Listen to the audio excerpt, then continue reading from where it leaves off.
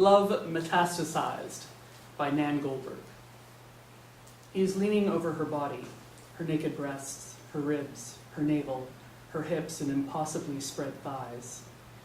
His weight is on his arms, and his arms are like prison bars around her head, obstructing her vision, ensuring she sees only him. She is waiting impatiently for him to enter her. But perversely, his cock keeps bouncing against the wrong part of her, against her belly, jabbing at her soft, middle-aged belly with its endless give. Her skin creases and wrinkles and relaxes with the rhythmic pressure. It's an awkwardness, a moment of less than perfect synchronicity.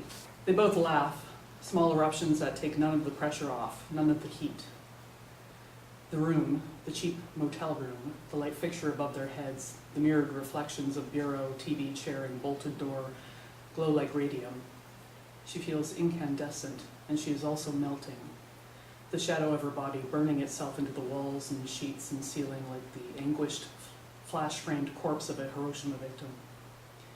In every inch, every corner of this room, she's about to be penetrated by him in a moment that will last for eternity. It is happening now. It will always be happening. It's the only thing that matters. It wasn't the first time they made love. Maybe it was the 5th or 6th or 10th, when something began to happen, something neither of them had experienced before, some kind of sexual transcendence neither Jason nor Mia had felt, had even known was possible in all their long lives before this. Mia, especially, had had no idea the body could be appropriated this way, her every long nerve made to perform complicated arrangements of ecstatic notes.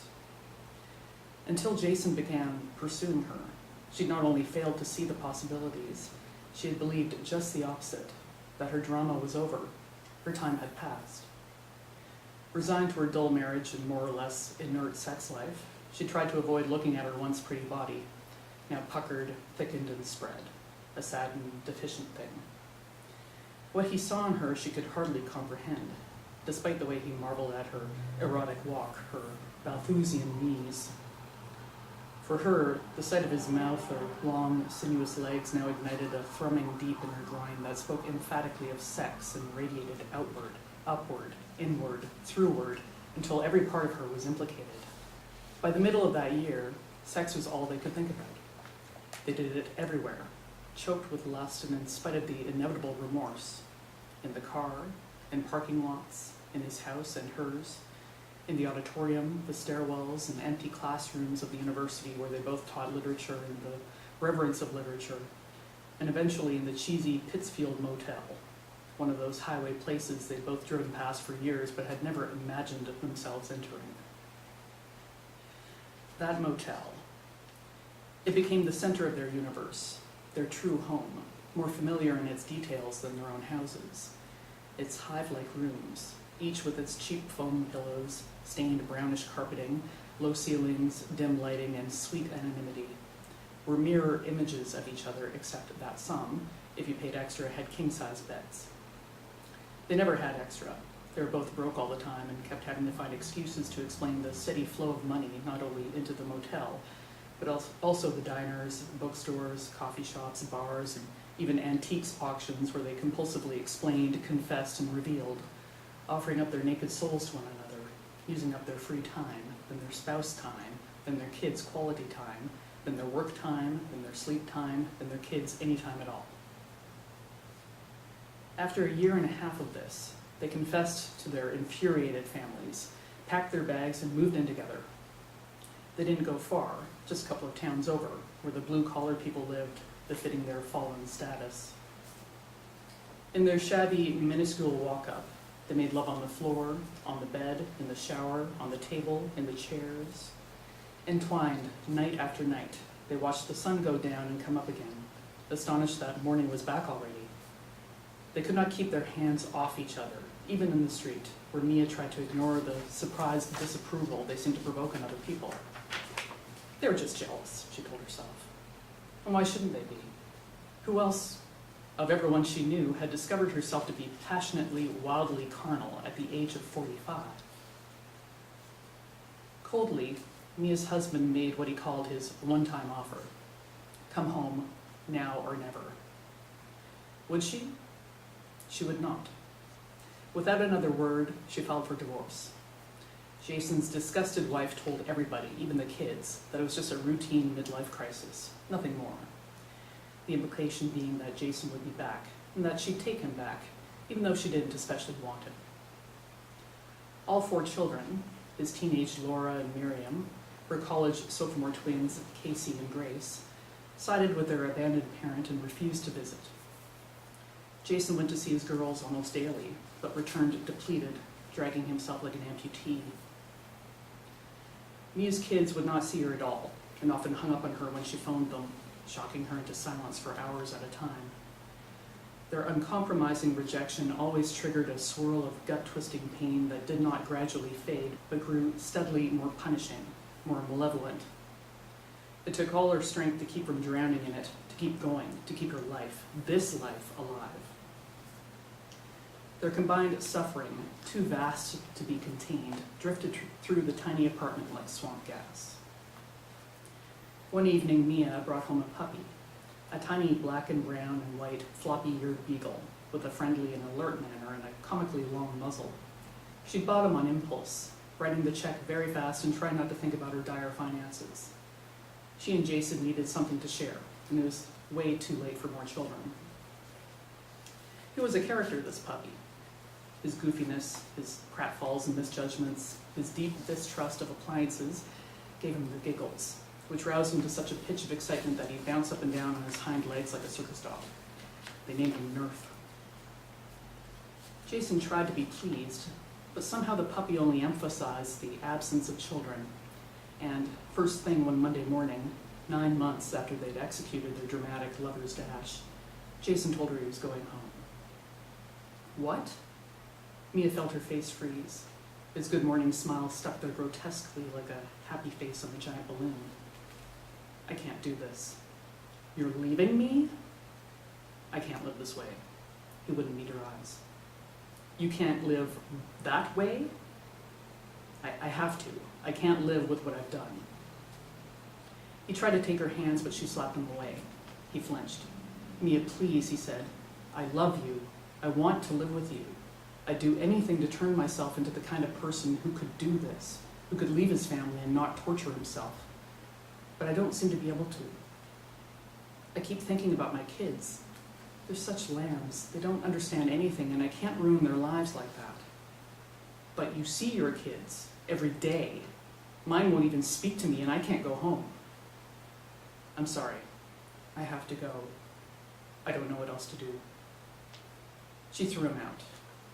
Trembling so violently with grief and humiliation and rage that her teeth chattered, she called in sick and collapsed on her bed in the fetal position, only getting up to walk the puppy. Of course she deserved this. She understood perfectly this Greek tragedy scale of justice, in which her sin would be compensated to the exact degree, or even further, for unlike Jason, she would not have gone home even if she'd still had the option. Was she a sociopath? Conscience was, or ought to be, exacting. But passion, she countered to herself stubbornly, was even more exacting. It had its own implacable requirements. There was a fearful sin in turning away from it. Tuesday morning, she called her therapist and got an augmenter to go with her Prozac. It'll kick in about a week, he said far too calmly, as if this kind of devastation happened every day. A week was inconceivable. She called in sick again. An hour later, she called the school a second time and asked for Jason. His voice on the phone sounded weary, also wary. Mia explained about the augmenter and what she imagined was a rational tone and asked, "Could you come back for one more week, just till the pills kick in?" He laughed. His psychiatrist, too, had prescribed an augmenter.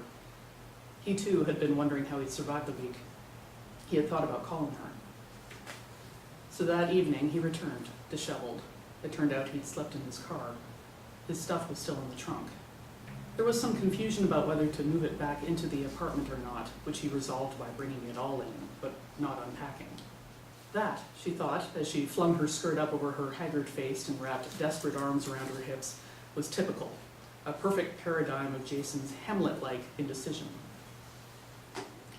But in the morning, as if to justify the conspicuous luggage, he suggested a farewell weekend out of town, like an unhoneymoon. Like an unhoneymoon, Mia suggested, thinking of the honeymoon they planned to have someday in Greece. He winced, allowing her a molecule of consolation. The question looping through her mind since Monday, of course, was whether he had ever really loved her. It was true that, like her, he'd agonized about the kids from the beginning. She knew that. But as her shrink had said, apparently without irony, on some level you got to be feeling very rejected. Randomly, they chose Newport as their destination. Mia made reservations for Friday and Saturday nights at a bed and breakfast, the only one she found that allowed dogs. She could have boarded the puppy, but thought she might need him. And besides, it narrowed the alternatives to one, which was all the alternatives she had energy for. The rest of the week, they went to work together in a kind of polite trance, as if they were not the same people who continued to stalk and consume each other every night, beyond pleasure, beyond even exhaustion. At the end of the school day, Friday, Mia dialed Grace's dormitory room and Grace answered the phone herself. "Gracie, it's Mom. What do you want?" Her voice had gone flat. "Nothing really, I just wanted to hear your voice." "Mom, I told you, I need you to leave me alone right now." "But sweetie, I don't believe you. You left us," Grace interrupted, beginning the familiar trope. "I left your father, not you," Mia said, instantly exhausted. "It's the same thing. We have a house and you don't live in it. But you don't live in it either. Look, I totally can't deal with this," Grace broke in. "Bye." There's a cold click. Numb, she dialed Casey's room. His roommate picked up, but she heard Casey in the background. "Casey isn't here right now," he said, just as awkwardly as if he hadn't already done this about 100 times. "Okay," she whispered and replaced the receiver and lay her head down on the battered desk. 2.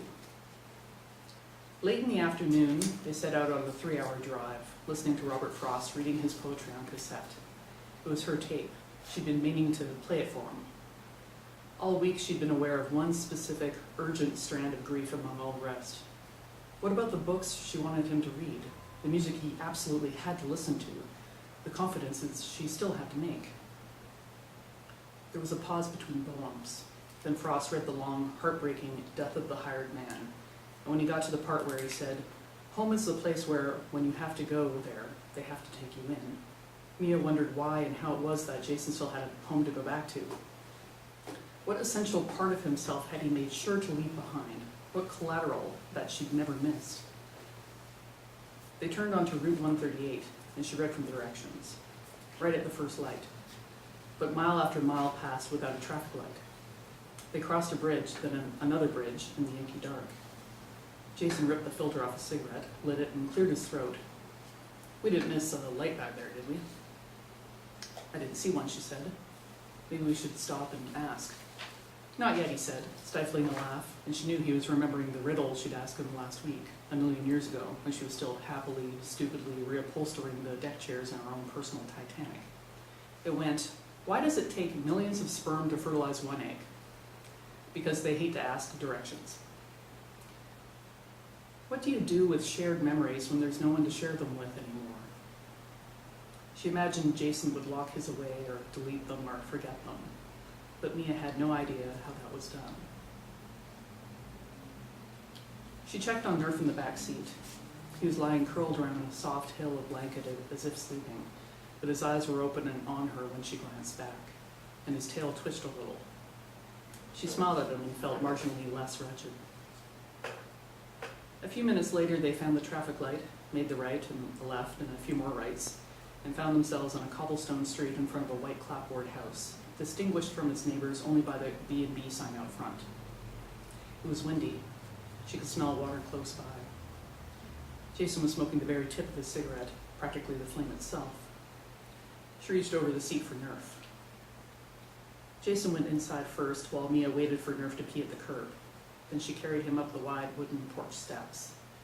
In the foyer, she was confronted by a large white sculpture, a life-size representation of some breed of hound, standing about 4 feet high and so unwieldy that it partly blocked the corridor to the rest of the house. Its eyes were hollowed-out stone without pupils, like the busts of Roman emperors. On its narrow head, someone had parked a baseball cap with Jim Beam printed across the brim. To her left was a closed-off stairway, probably to the innkeeper's quarters. To the right was a sitting room crammed with comfortable, if shabby, furniture.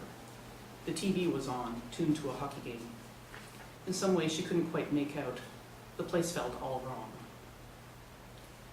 She followed Jason's voice deeper into the house, past the stone hound, down the corridor to an oddly disordered kitchen, with dishes and groceries spread out on every surface and a giant trash can in the corner, close to overflowing. Just behind the kitchen to the right, she found Jason standing in a tiny square of foyer that gave onto 3 rooms, 2 bedrooms and a bath. "Hi," he said a trifle loudly, and waved his hand toward the room behind him. "That's our room. The bathroom's out here." In the doorway of the other bedroom, opposite theirs and separated only by this narrow vestibule, a large, awkward man was talking nonstop at high volume. As soon as he saw the puppy in Mia's arms, he abruptly switched gears and began to croon baby talk at Nerf. "Aren't you the littlest thing?" he said. "Hey fella, how's the doggy? How's the little guy?" Nerf, in Mia's arms, sniffed him and turned away. "Is it a boy or a girl?" "A male," Mia said. "Nerf. A puppy, right?" 6 months, she said, "but he's house-trained, don't worry." "Oh, I wasn't worrying about that. Hey, Nerf," he said, holding one hand out to be sniffed. "How you doing?" "He's great. He's a great dog," she answered for Nerf. She put out her own hand to shake his. "I'm Mia. Can I put him down out here, or should he just stay in the room?" "Vincent Di Tommaso," he said. "Call me Vinny. Don't worry about the pup. We're all dog lovers here. We love dogs. He can have the run of the place. You just enjoy yourselves and let him do whatever you like. We won't mind him. You can even let him out in the yard. It's completely enclosed. We're very dog-friendly here." "You have a dog?" Jason asked. "Unfortunately, no. We had a dog here for 14 years who unfortunately passed away recently. He was a Russian wolfhound, a huge guy, 6 feet 3 inches when he stood on my shoulders. Great dog, totally loyal." Vic was silent for a few seconds, evidently remembering. "Of course, nobody could get near him except me. He was a killer. But with me, gentle as a baby." He was moving toward the kitchen, and they all had to do a little revolving door shuffle to let him get by. Jason glanced at her, his eyes furrowed and mouthed. "Stood on his shoulders?" "It had stood on its hind legs and rested its paws on Vinny's shoulders, I guess," she whispered. And Jason's face cleared and he looked amused. She could see he was uncomfortable, and part of her was glad. Earlier in the week, watching him eat or talk on the phone or getting ready for work, she'd find herself thinking, "I could hate him. I really could. Give me enough time and I could learn to hate him." But there wasn't enough time. She put Nerf down and he wandered off, sniffing intently, while they followed Vinny into the kitchen. He was waiting for them, standing next to a large map of Newport, tacked up on the far wall. As they approached, he began to tick off the sights they ought to see.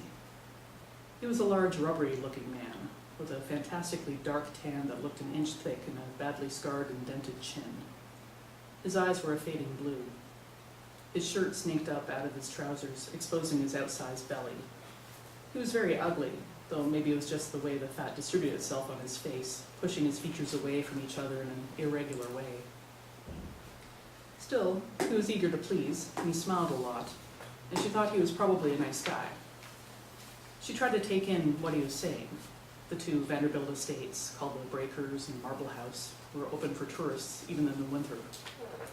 And they really must see Ocean Drive, where all the mansions were lined up, extravagant souvenirs of days before income tax. You can see the place where The Great Gatsby was shot. Also the mansion where Sonny Bombula was died, he said. There was a pause, into which Jason said he would get their baggage out of the car. Mia and Vinny followed. Jason handed her a small suitcase, but Vinny leaned toward her and took it out of her hand. His bulk filled her vision, blocking out the streetlight. His breath was liquor sweet. 3. Finally, they were alone in the little bedroom off the kitchen.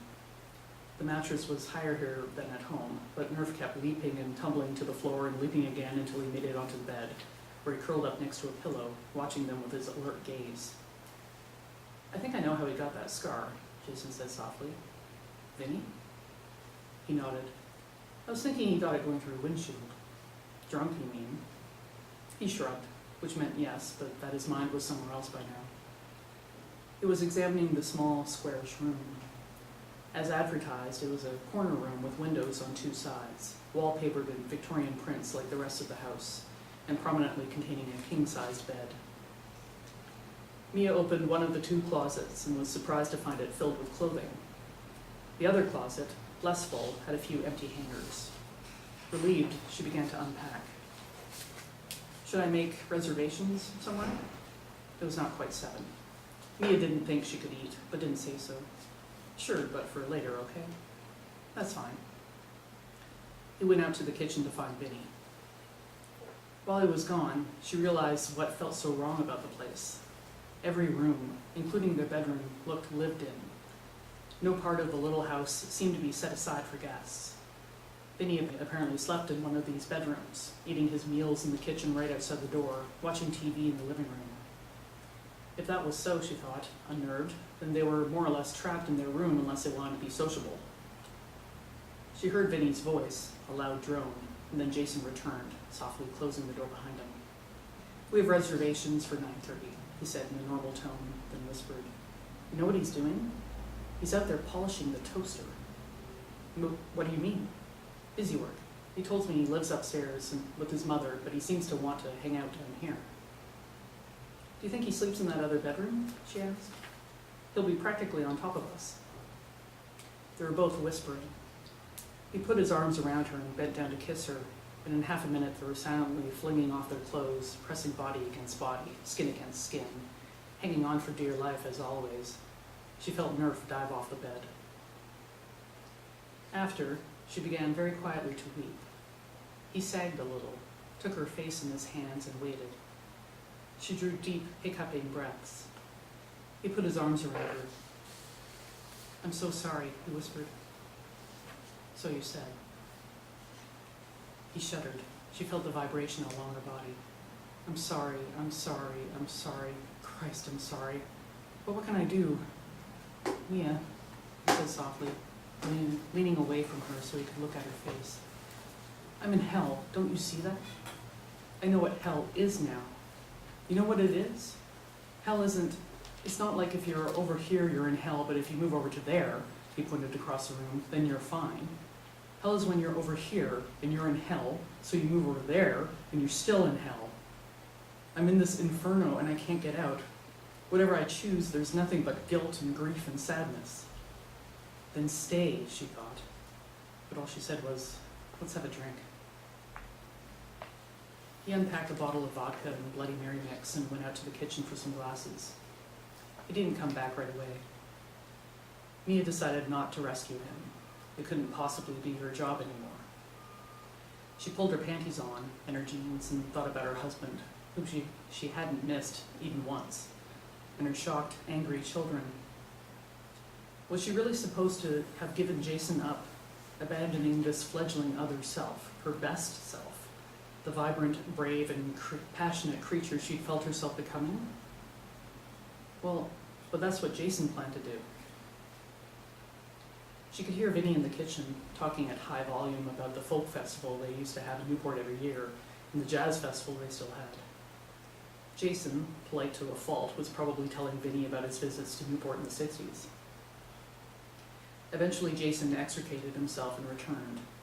As soon as the door shut, there was a staticky pop from the kitchen, and they heard Crosby, Stills and Nash, very loud, incredibly loud, apparently aimed directly at them. They stared at each other. I told him I used to come here for the festivals, Jason said into her ear, handing her a drink. He probably thinks we're old hippies who want to hear rock music. What's he doing out there now? She shouted, gulping at her drink. At least they didn't have to whisper anymore. Cleaning the microwave. Seriously? Yep. He kept mentioning this liquor store a couple of blocks away, wanting to know if we needed anything. I showed him the vodka, but he kept on asking. I think he's drunk, Jason said. What time is it? Only 7:30. I've got to feed Nerf, she said. Shit, I've got to go out there. I need water for his bowl. She got up, found the container of puppy chow and the 2 bowls she'd packed. She poured the food into one and Nerf bounded out from wherever he'd fled to. She hesitated, then went to the door and opened it and walked the 2 steps into the kitchen. Vinny was gone. Relieved, she turned the radio off, filled the water bowl, and returned to the room. With a couple of hours to kill before dinner, they settled down on the bed to read, curling up in their habitual reading posture, her left side touching his right side all the way down to their entwined feet. She had begun rereading Anna Karenina some weeks ago, as she did every other year as prelude to teaching it. Now it seemed the height of melodrama, of kitsch even, to be reading this book in this new situation, and yet it was comforting too. Anna reminded her of herself, obviously.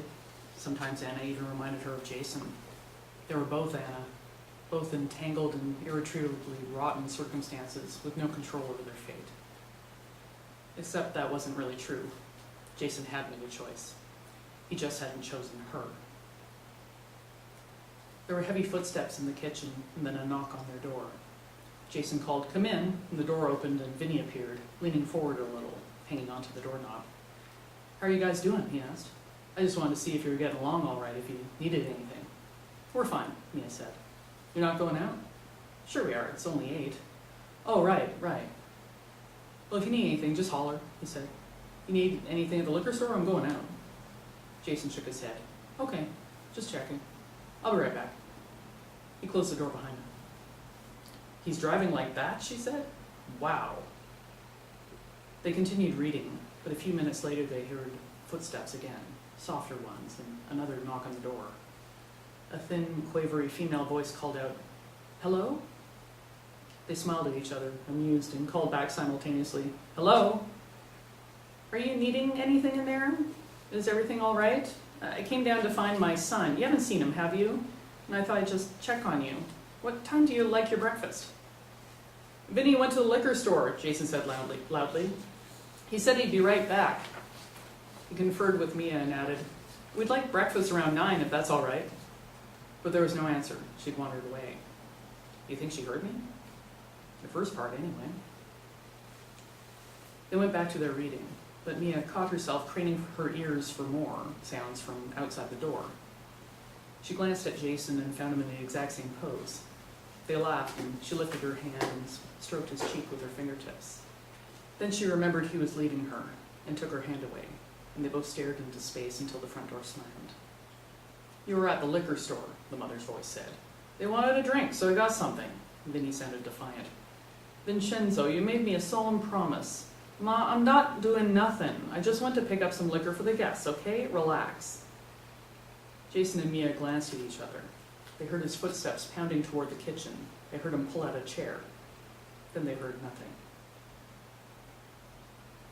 4. A while later, Jason closed his book, yawned, and stood up.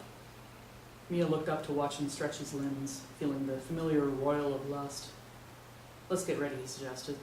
"Should we take the dog out first?" "Yeah, we can take him in the backyard," she said, remembering. "I'll do it. You get dressed." He picked up the leash. Nerf raced to the door, and they went out through the kitchen door into the yard. Mia chose the dress he'd given her for Christmas, barely a month ago. She was stepping into her shoes when they returned. "He was good. He did everything," Jason said, and whispered, "Don't know where Vinny is. Didn't see him." "Good," she said to both comments, and she sat the puppy on the bed with some of his toys. "We'll be back later," she told him. "You behave." She hugged him. They went out, through the kitchen and into the hallway, past the statue of the killer dog, past the living room where the TV was still on, and out the front door. Lights were on in every room, but they didn't see anyone. Dinner went badly. She wasn't hungry and had to force herself to take a few bites, but couldn't help noticing that Jason had no such problem. Rage stirred, settled down again. She lit a cigarette. He was talking about Anna Karenina. "I think what Tolstoy was doing partly was trying to illustrate Rousseau's theory of romanticism," he was saying. "Anna represents the romantic ideal which ultimately fails, and Levin represents a sort of compromise, attention to duty and obligation and love of family." "That's not compromise," Mia argued. "In the book, Levin is disappointed with his marriage to Kitty, remember? He finds he can't talk to her, that they have little in common, that he can't share his thoughts with her because she doesn't have the kind of analytical mind that he has and that he admires.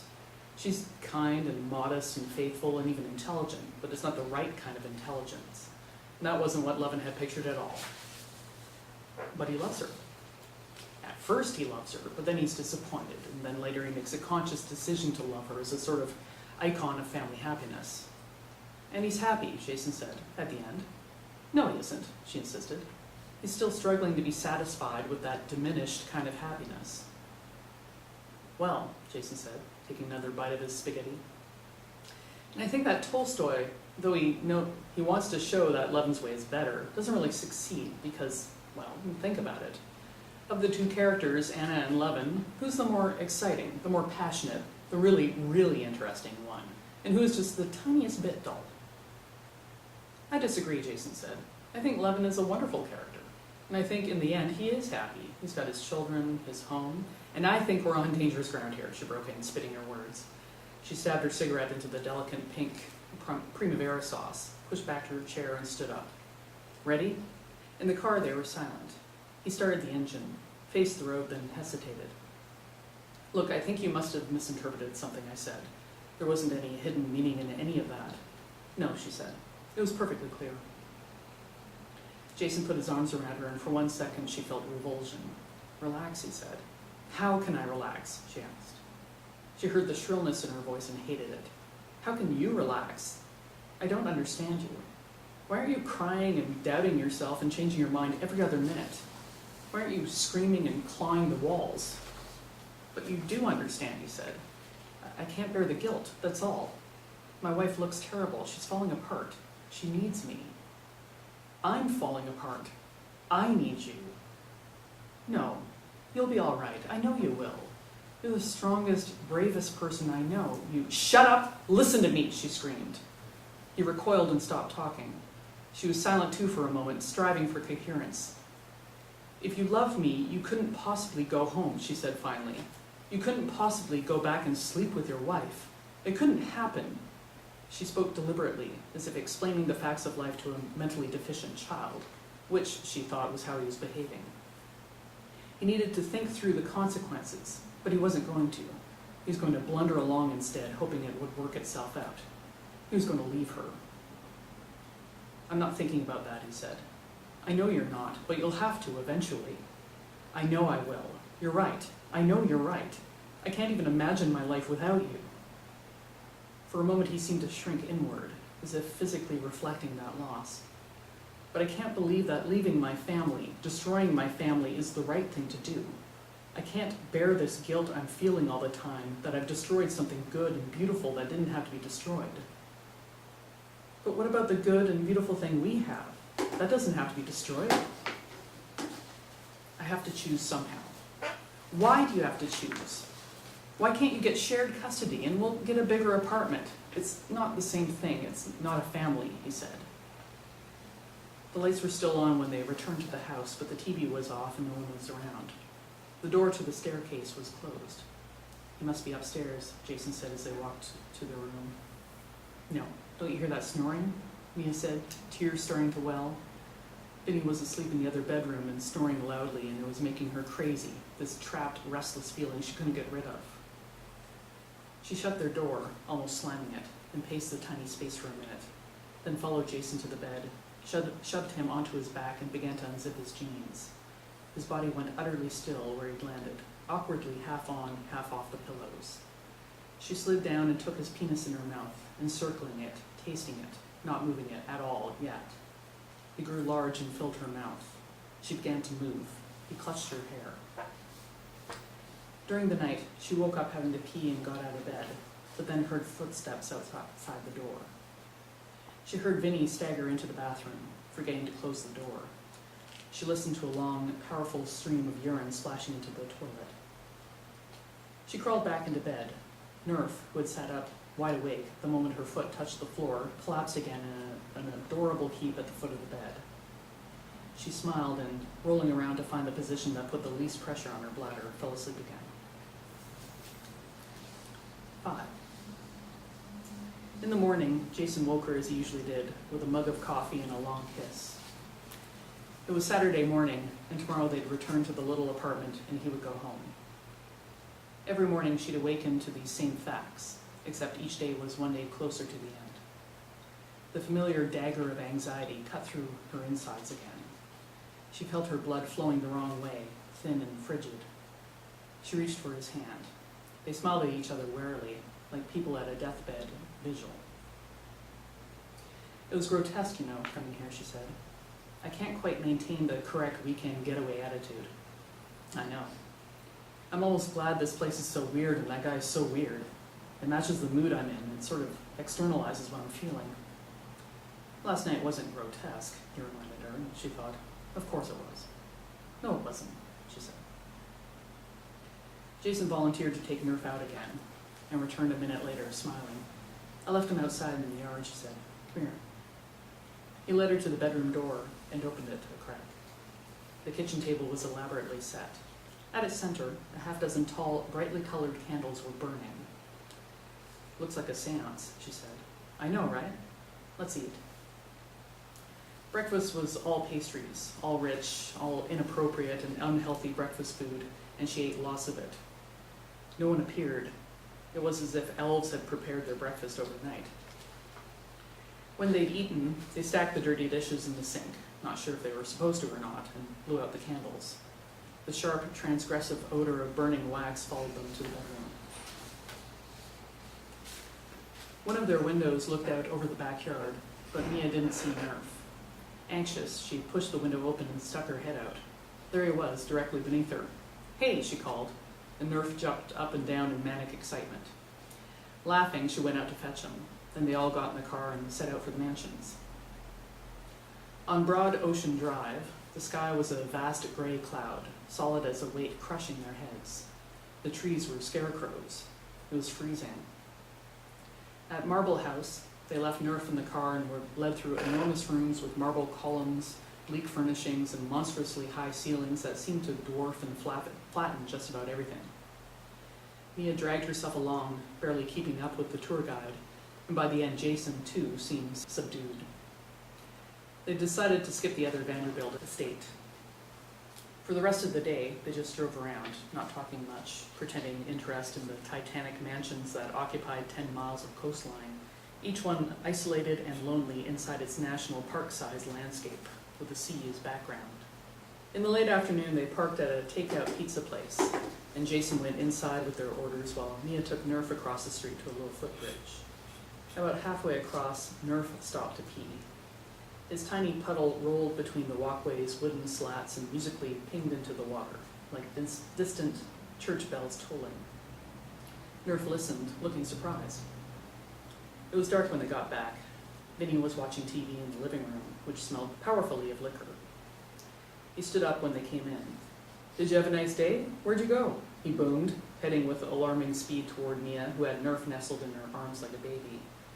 He lurched to a stop in front of her and leaned in, caressing and scratching and petting Nerf with both hands until his boozy breath started to sicken Mia, and she put the puppy down. Jason dutifully mentioned a couple of places they'd been, and with enthusiasm, Vinny offered some obscure bit of history about each. He was a knowledgeable guy, and sweet, Mia reflected, wondering what sad confluence of events had left him single, alcoholic, living with his elderly mother, and so obviously lonely. At a break in the conversation, she asked him why he hadn't adopted another dog. I can't, he said with a sad smile. I couldn't stand to watch it die. When Killer got sick, it was the worst period of my life. I don't want to outlive another animal. The stench of alcohol had given Mia the stirrings of a headache. In their room, she lay down for a bit, trying to contain it, and fell asleep. When she awoke, depressed and panicky and sweaty, it was full night. Jason, reading beside her, smiled. Are you feeling better? God, no, I've wasted the whole day, she said, nearly in tears. No, you didn't. We had a wonderful time today, he said, gently, touching his hand to her face. What time is it? About 9. Oh my God, 9. Are you hungry? I ate. I went out and got sandwiches. Would you like one? She shook her head. Where's Vinny? Asleep on the living room couch in front of the TV. Looks like he's had it for the night. I haven't seen the mother. She sat up slowly, feeling a tremendous resistance, as if she were pinned under a mountain of sadness. Where's Nerf? I just let him out. I fed him too. Thanks. He leaned over, touching his nose to hers, an almost maternal gesture of comfort. And then, without warning, he started to bawl. Don't hate me, Mia. I just can't do it. I can't destroy my family. I'd never forgive myself, and I'd end up making you unhappy. Here came the rage again. Was she supposed to feel sorry for him? You know what? Pretty soon you're going to feel worse, she said. I promise you, you're going to hate your life. What an awful thing to say. She didn't recognize herself. She had felt in that instant a new willingness to be cruel. And worse, her cruelty had brought relief. Mia stared at Jason, appraising him in his tears almost clinically, feeling nothing. He was still crying. You're right, he was saying. I know. I will feel worse. I know that. I can't even imagine. He stared at her, his expression terrified. There it was, finally. The desperation she felt that he hadn't until this moment. And with this tiny rumor of hope, Mia's calm returned as suddenly as it had disappeared. He did love her, after all. He was suffering. She wept with him and held him and kissed him and rocked him, whispering, "Shh, love, it's all right." It isn't all right, he insisted. I'm leaving you. I'm leaving you, and you have nothing.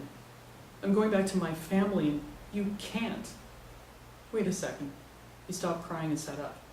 His expression had abruptly shifted from terrified to thoughtful, alert.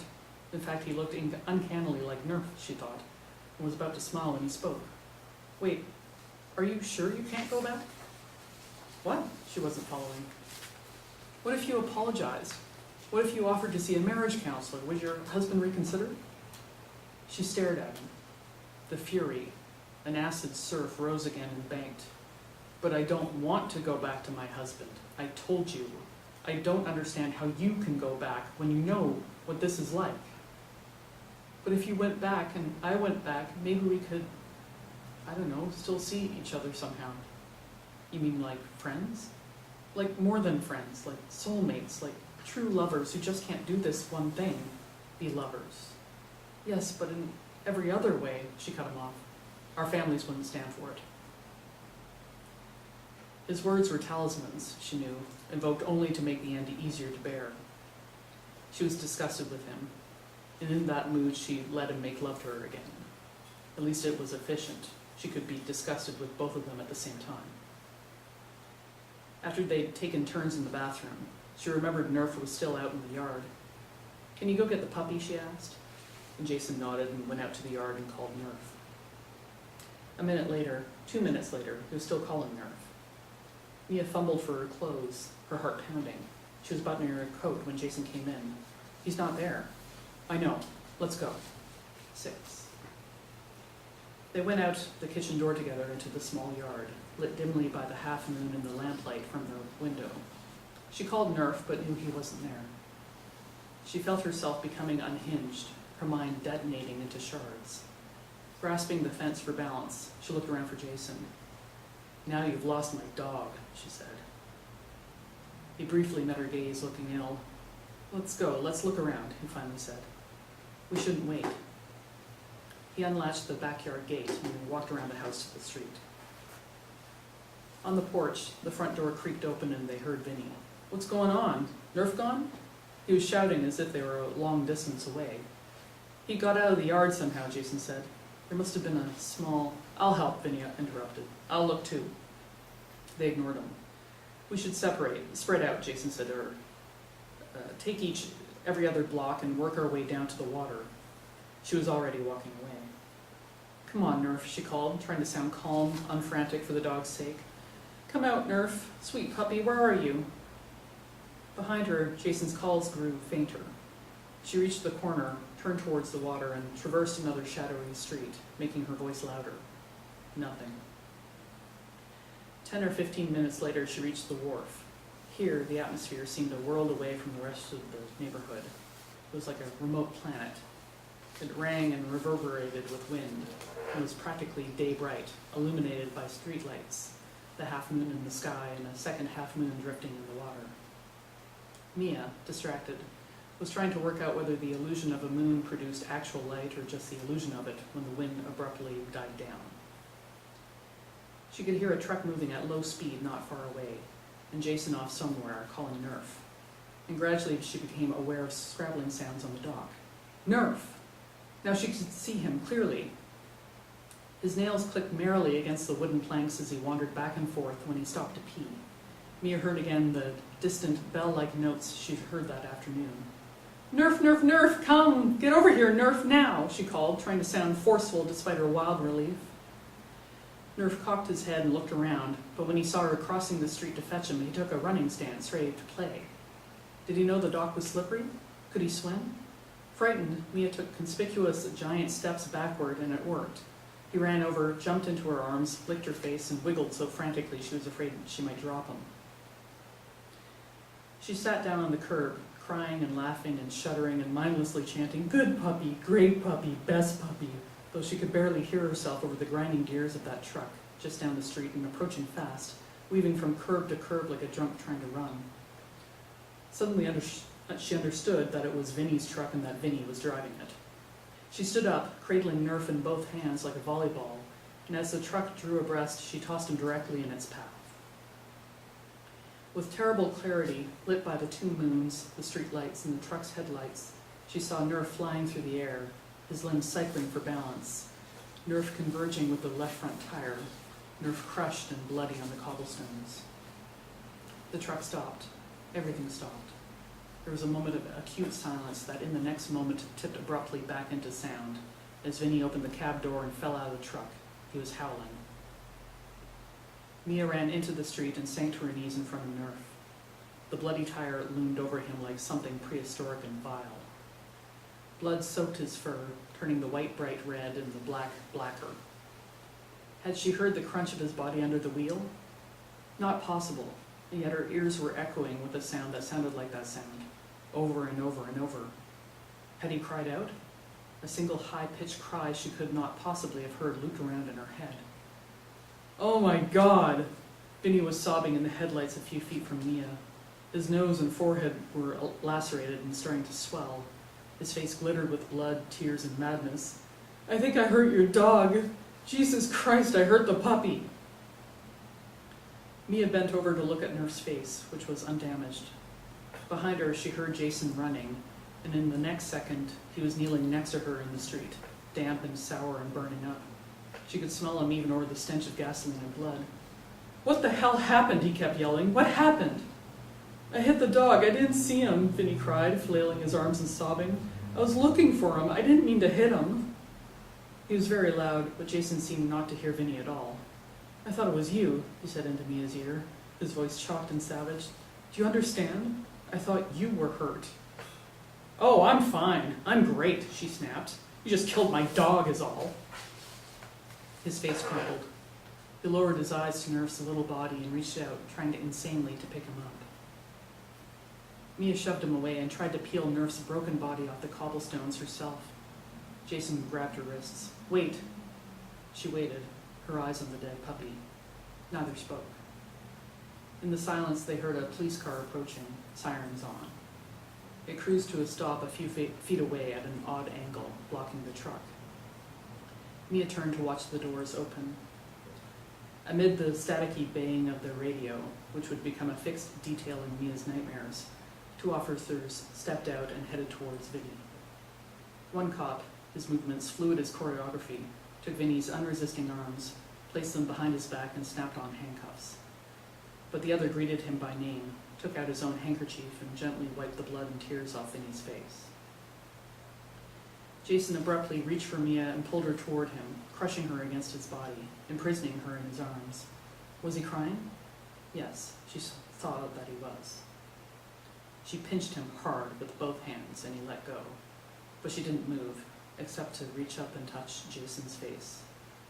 Oblivious of the gathering half-dressed neighbors, the headlights spotlighting them at close range, the cop reading Vinny's rights, Nerf's torn body, she traced Jason's features, caressed his shoulders, and let her arms come to rest around his neck.